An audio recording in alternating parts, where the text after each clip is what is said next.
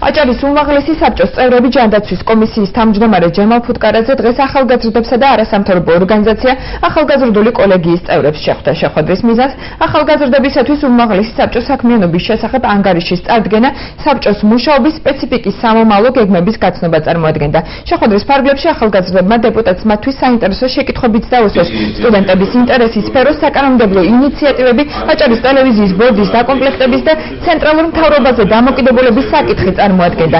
ჯემალ ფუტკარაძე სტუდენტების შეკითხვებს უპასუხა და განაცხადა, რომ უმაღლესი საბჭო ცენტრალურ მთავრობაზე ნაკლებად არის დამოკიდებული. რაც შეეხება ტელევიზიის საკითხს, მისი თქმით, ამჟამად საბჭოში მიმდინარეობს მუშა პროცესი.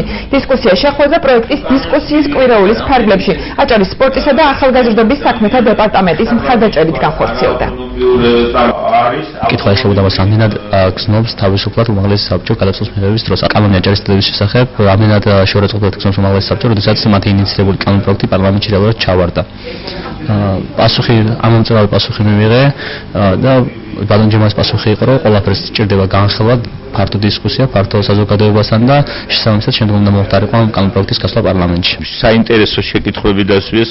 ბევრი ისეთი შეკითხვა იყო, რომელიც ჩემთვის ნამდვილად სიახლე იყო და არ მეგონა თუ ახალგაზრდები ასე იყვნენ გათვითცნობიერებული ამ საკითხებში. ეს არ უნდა იყოს ხელის გადაწევის პრინციპი, ან უფროს უმცროსების როგორც ჰქონდათ და წარმოედგინათ ახალგაზრდები, რომ იცით რა, თქვენ იქიდან ალბათ პარლამენტიდან ან მთავრობიდან თქვენ გეტყვიან, რომ ეს კანონ პროექტი რატომ მიიღეთ.